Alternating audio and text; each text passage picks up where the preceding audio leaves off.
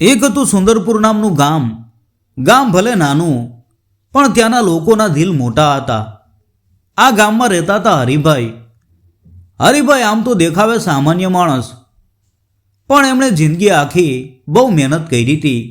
ખેતી કરતા, પશુઓ રાખતા અને ગામમાં બધાને મદદ કરતા. હરિભાઈને સંતાનમાં 3 દીકરા અને 1 દીકરી હતી.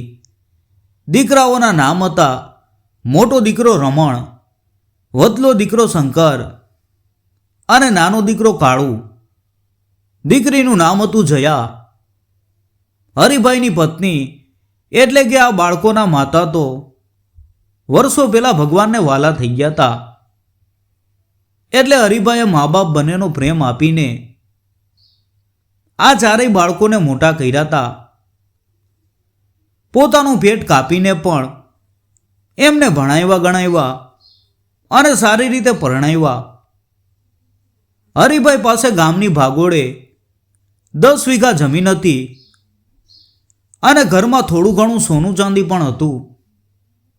દીકરાઓ મોટા થઈ ગયા, પરણી ગયા અને એમના છોકરાઓ પણ હવે રમતા થઈ ગયા હતા. એક મોટો પરિવાર હતો, જેમાં હરિભાઈને ખૂબ શાંતિ અને આનંદ મળતો. પણ સમય કોઈ માટે એક સરખો નથી રહેતો. હરિભાઈનું શરીર હવે થાકતું હતું, ઘડપણ આવ્યું હતું. ખેતીનું કામ હવે એમનાથી ખાસ થતું નહોતું. જે ઘર પેલા હસી ખુશીથી ગુંજતું હતું, ત્યાં હવે ધીમે ધીમે લડાઈ ઝઘડા થવા લાગ્યા. 3 વહુઓ એકબીજા સાથે જમવાનું બનાવવામાં, ઘરના કામકાજમાં અને પોતાના છોકરાઓને વધારે લાડ લડાવવા બાબતે નાની નાની વાતોમાં દલીલો કરતી. એક દિવસ મોટો દીકરો રમણ હરિભાઈ પાસે આવ્યો. પપ્પા, હવે આખો દિવસ ઘરમાં કાંઈક ને કાંઈક ચકલીઓના માળાની જેમ કચકચ થયા કરે છે. તમે હવે વૃદ્ધ થયા, તમને શાંતિ મળવી જોઈએ. અને જુઓ, અમે 4 ભાઈ બહેન છીએ. વહેંચણી તો આમેય કરવાની જ છે. તો તમે જીવતા જીવત જ બધું વેચી દો ને, જેથી અમે બધા પોતપોતાનું સંભાળી શકીએ અને ઘરમાં રોજે રોજની કકડાટ બંધ થાય. હરિભાઈનું હૃદય આ સાંભળીને તૂટી ગયું. એમણે ક્યારેય વિચાર્યું નહોતું કે એમની હયાતીમાં જ દીકરાઓ આ રીતે સંસારનું વિભાજન કરવાની વાત કરશે. એમને ખૂબ દુઃખ થયું, પણ એમણે વિચાર્યું કે કદાચ રમણની વાત સાચી છે. જો વહેંચણી નહીં કરું તો આ ઝઘડામાં પરિવારનો પ્રેમ પણ ખતમ થઈ જશે. બધા દીકરાઓ અને દીકરી જયાને બોલાવવામાં આવી. હરિભાઈએ દુઃખી હૃદયે કહ્યું, ભલે તમારા બધાની ઈચ્છા છે તો આજે હું મારી બધી સંપત્તિ તમને વેચી આપું છું. એમણે જમીનના 4 સરખા ભાગ કર્યા. ઘરમાં જે હતું એ પણ 4 ભાગમાં વેચી દીધું. દીકરી જયા સાસરે હતી એટલે એને પણ દીકરાઓ જેટલો જ ભાગ આપ્યો. બધું વેચાઈ ગયું, પણ એક વાત બાકી હતી. હરિભાઈએ ઊભા થઈને કહ્યું, તમને બધું આપી દીધું, હવે એક વાત કહું. આ ઘર જેમાં આપણે બધા સાથે રહ્યા, હવે આ ઘરનું શું? અને હું તમારો પિતા, મારું રહેવાનું ઠેકાણું ક્યાં? રમણે તરત જ જવાબ આપ્યો કે પપ્પા, તમે 1 મહિનો અમારા 3ના ઘરે રહેજો અને ઘર પણ ભલે વેચાઈ જાય, પણ એના માટે બધા ભેગા મળીને વિચારીશું. હરિભાઈની આંખોમાંથી 2 ટીપા આંસુ ખરી પડ્યા. આજે પહેલી વાર એમને લાગ્યું કે આખું જીવન જેના માટે ખર્ચી નાખ્યું એમને હવે પોતે જ વધારાના ભાર જેવા લાગી રહ્યા છે. બધું વેચાઈ ગયું, પણ પોતે ક્યાં વેચાશે? એ સવાલ એમની છાતીમાં તીરની જેમ ખૂંચી ગયો. સગુણાની ભાવનાનું ઘર આજે તૂટી ગયું હતું. હરિભાઈએ મન મક્કમ કરીને કહ્યું કે ભલે, આજથી હું એક મહિનો તમારા ઘરે રહીશ. બધું વેચાઈ ગયા પછી હરિભાઈની જિંદગી હવે વારાફરતી રહેવાની થઈ ગઈ હતી. પેલા મહિનાનો વારો મોટા દીકરા રમણનો આવ્યો. રમણનું ઘર ગામમાં સૌથી મોટું અને સારું હતું. પેલા દિવસે જ્યારે હરિભાઈ રમણના ઘરમાં દાખલ થયા ત્યારે એમને થોડી શાંતિ થઈ. રમણની પત્ની એટલે કે મોટા દીકરાની વહુએ પણ શરૂઆતમાં તો બહુ પ્રેમ બતાવ્યો. આવો બાપા, તમારું જ ઘર છે એમ કહીને એમણે હરિભાઈને ઘરમાં બેસાડ્યા. શરૂઆતમાં 1 અઠવાડિયા સુધી તો બધું બરાબર ચાલ્યું. હરિભાઈને સવાર સાંજ ગરમા ગરમ રોટલા મળતા અને વહુ પણ સન્માન આપતી. પણ જેમ જેમ દિવસો વીતતા ગયા તેમ તેમ વર્તનમાં બદલાવ આવવા લાગ્યો. એક દિવસ બપોરે હરિભાઈ ખાટલા ઉપર આરામ કરતા હતા. મોટા વહુ રસોડામાં વાસણ ઘસતા હતા અને ગુસ્સામાં ગણગણતા હતા. આખા દિવસનો બોજ એક માણસ વધારે થયો છે. એમના માટે હવે અલગથી ચા બનાવવાની, અલગથી ધ્યાન રાખવાનું. હરિભાઈએ આ બધું સાંભળ્યું. એમનું હૃદય કાચની જેમ તૂટી ગયું. જે ઘરને એમણે પોતાનું સર્વસ્વ આપી દીધું હતું ત્યાં હવે પોતે એક બોજ બની ગયા હતા. એમને થયું કે મોટા દીકરાને આ વાત કહે, પણ એમને ડર હતો કે જો કહેશે તો વાત વણસી જશે. એમણે મનમાં વિચાર્યું કે કોઈ કોઈનું સગું નથી, બધા સ્વાર્થના સગપણથી જોડાયેલા છે. રમણ કામથી સાંજે ઘરે આવતો ત્યારે થાકેલો હોય. હરિભાઈ એને વાત કરવા બોલાવે તો એ કહેતો કે પપ્પા, આજે બહુ કામ છે, કાલે વાત કરીએ. ધીમે ધીમે રમણ પણ પિતાને ટાળવા લાગ્યો. 1 મહિનાનો વારો પૈતો અને હવે વારો આવ્યો વતલા દીકરા શંકરનો. શંકર પ્રમાણમાં શાંત સ્વભાવનો હતો, પણ એની પત્ની થોડી કડક જીભવાળી હતી. શંકરના ઘરે પરિસ્થિતિ થોડી વધારે મુશ્કેલ બની. શંકરનું ઘર નાનું હતું અને એની આવક પણ ઓછી હતી. હરિભાઈના આવવાથી એમના ઘરમાં રહેવાની જગ્યા ઓછી પડી અને ખર્ચો વધી ગયો. વજલી વહુ સવારે કામ ઉપર જતા પહેલા હરિભાઈને 1 વાટકી દહીં અને 2 રોટલા આપી દેતી અને કહી દેતી કે બાપા, ભૂખ લાગે તો આ ખાઈ લેજો, અમે સાંજે આવીએ પછી રસોઈ થશે. હરિભાઈ આખો દિવસ એકલા ઘરમાં બેસી રહેતા. એમને કોઈ વાત કરવાવાળું નહોતું.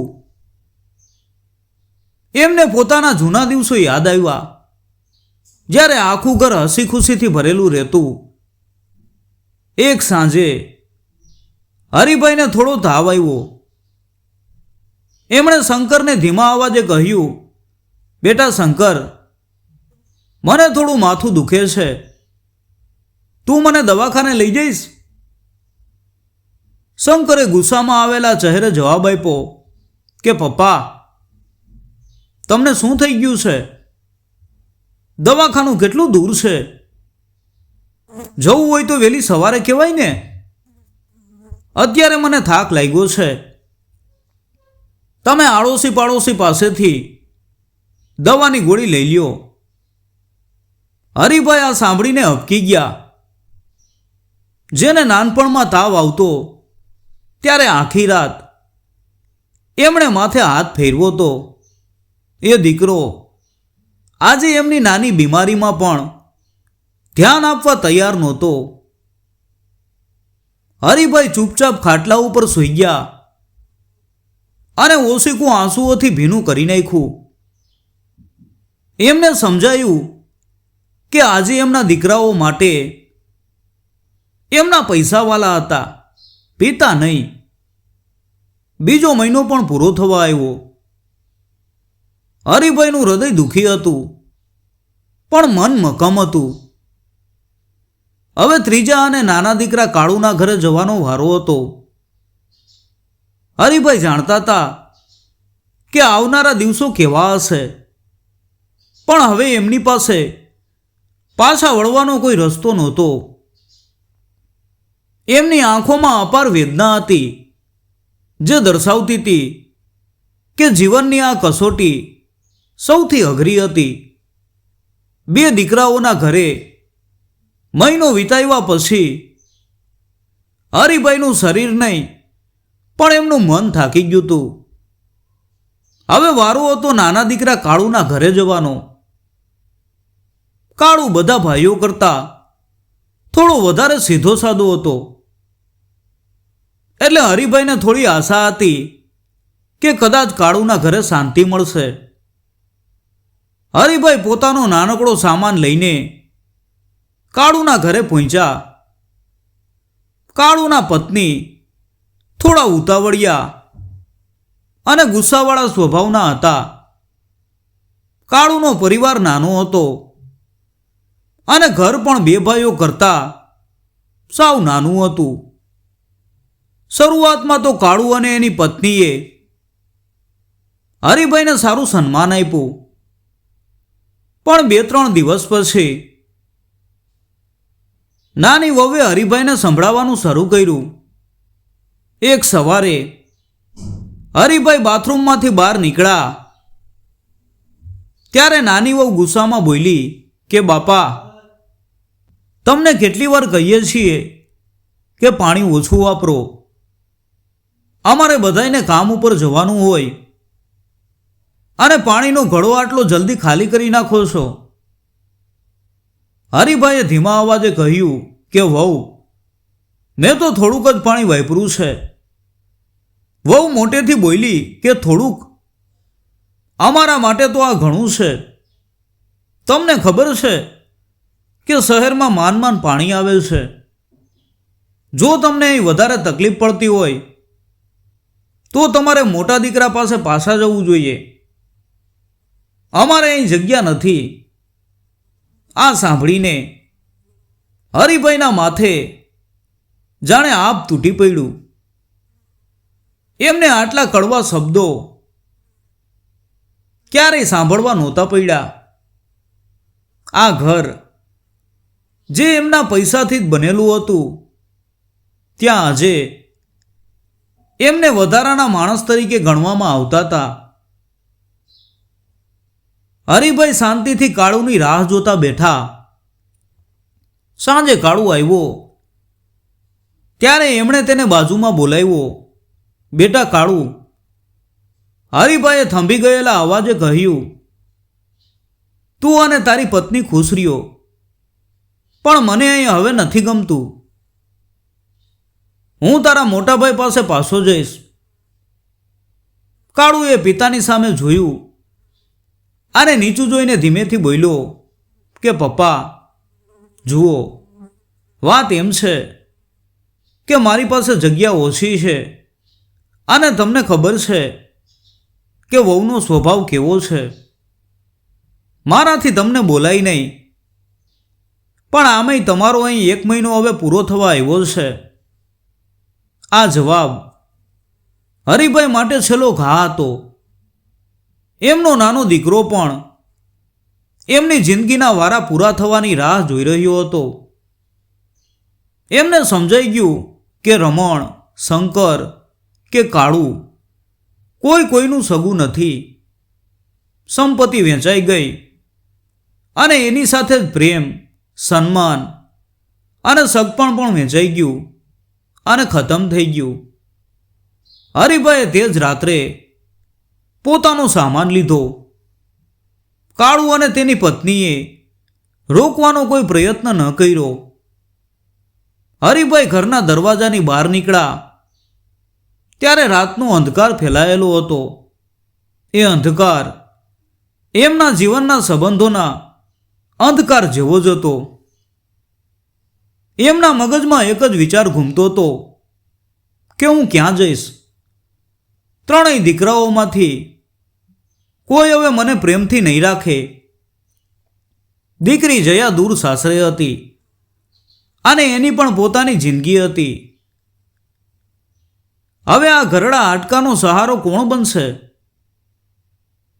હરિભાઈ રસ્તા ઉપર બેસી ગયા. એમની આંખોમાંથી આંસુ રોકાતા નહોતા.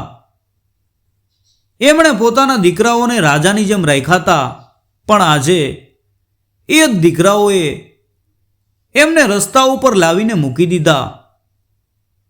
એમણે પોતાના માથા ઉપર હાથ મૂકીને કહ્યું, ઓ ભગવાન, મેં આ શું કર્યું?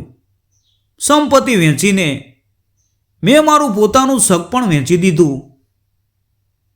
આટલી મોટી જિંદગી જીવવા પછી હરિભાઈ પાસે હવે ન પોતાનું ઘર હતું, ન પોતાનું સગું. હરિભાઈએ રાત ગામના ચોકમાં આવેલા જૂના વડના ઝાડ નીચે વિતાવી. સવારે જ્યારે ગામના લોકોએ એમને ત્યાં બેઠેલા જોયા ત્યારે બધાને નવાઈ લાગી. હરિભાઈએ કોઈને કશી વાત ન કરી, પણ એમની આંખોમાં રહેલું અપાર દુઃખ બધું કહી જતું હતું. બીજા દિવસે સવારે હરિભાઈ મન મક્કમ કરીને પોતાના ત્રણેય દીકરાઓના ઘરે ગયા. પણ આ વખતે તે વાત કરવા નહીં, પણ પોતાનો નિર્ણય જણાવવા ગયા હતા. સૌથી પહેલા મોટા દીકરા રમણના ઘરે ગયા. રમણ કામ ઉપર જવાની તૈયારી કરતો હતો. હરિભાઈએ એને કહ્યું કે બેટા રમણ, તું ખુશ રહે, મેં તને બધું આપી દીધું છે. હવે હું તારી પાસે કશું લેવા નથી આવ્યો. મને તારા શંકર કે કાળુના ઘરે નથી રહેવું. રમણે થોડી શરમ સાથે પૂછ્યું, પણ પપ્પા, તો તમે ક્યાં રહેશો? દીકરી જયા પાસે. હરિભાઈ હૈસા, પણ એ હાસ્યમાં દુઃખ છલકાતું હતું. ના બેટા, જયા પાસે પણ નહીં. હવે મને સમજાઈ ગયું છે કે માણસનું સગું એનો સ્વાર્થ અને એના કર્મો છે, અને મારું સાચું સગું એ મારું જૂનું ઘર છે. હરિભાઈએ બધા દીકરાઓને એક જગ્યાએ ભેગા કર્યા અને અંતિમ નિર્ણય સંભળાવ્યો. જુઓ, મેં તમને બધું વેચી દીધું.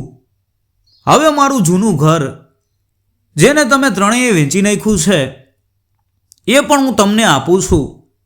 પણ બદલામાં મારે કાંઈ નથી જોતું.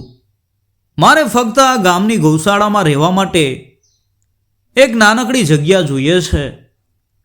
ત્રણેય દીકરાઓ નીચું માથું રાખીને ઊભા હતા. તેઓ શરમાઈ રહ્યા હતા, કારણ કે પિતાએ આટલી ગંભીર વાત કેટલી શાંતિથી કહી દીધી હતી. હરિભાઈએ કહ્યું, તમે બધા ખુશ રહ્યો. મારા માટે હવે પશુઓ અને ભગવાન સિવાય કોઈ સગું નથી. ગામના લોકોએ હરિભાઈને ટેકો આપ્યો. હરિભાઈ ગામની ભાગોળે આવેલી જૂની ગૌશાળામાં જઈને રહેવા લાગ્યા. એમણે ત્યાં સેવા શરૂ કરી. ગાયોને ઘાસ ખવડાવતા, એમની સફાઈ કરતા અને પશુઓની શાંતિમાં એમને મનનું સાચું સુખ મળ્યું. દિવસો વીતતા ગયા. દીકરાઓ પોતાના ઘરમાં વૈભવથી રહેતા હતા, પણ રાત્રે જ્યારે તેઓ સૂતા ત્યારે એમના મનને શાંતિ નહોતી મળતી. એમને હંમેશા યાદ આવતું કે એમના પિતા ગૌશાળામાં એકલા રહે છે. એક વર્ષ વીતી ગયું. એક રાત્રે ગૌશાળામાંથી ખબર આવી કે હરિભાઈની તબિયત બહુ ખરાબ છે. ત્રણેય દીકરાઓ, તેમની પત્નીઓ અને દીકરી જયા પણ તાત્કાલિક ગૌશાળાએ પહોંચ્યા. હરિભાઈ ખાટલા ઉપર સૂતાતા. એમનો ચહેરો શાંત હતો, પણ શરીર સાવ ઠરી ગયું હતું. બધા ભેગા થઈને રડવા લાગ્યા. રમણે હરિભાઈનો હાથ પકડીને રડતા રડતા કહ્યું કે પપ્પા, અમને માફ કરી દ્યો. અમે બહુ મોટી ભૂલ કરી છે. તમે પાછા ઘરે આવી જાઓ. હરિભાઈએ ધીમા અવાજે કહ્યું, ના બેટા, હવે મોડું થઈ ગયું છે. મેં મારી જિંદગીના છેલ્લા દિવસોમાં સાચું સગપણ શોધી લીધું. તમે બધા ખુશ રહ્યો. મારો અંતિમ વારો અહીંયા જ પૂરો થવા દ્યો. બસ આટલું બોલતા જ હરિભાઈએ આંખો બંધ કરી દીધી. દીકરાઓ અને વહુઓ બધા ધ્રુસકે ધ્રુસકે રડી પડ્યા.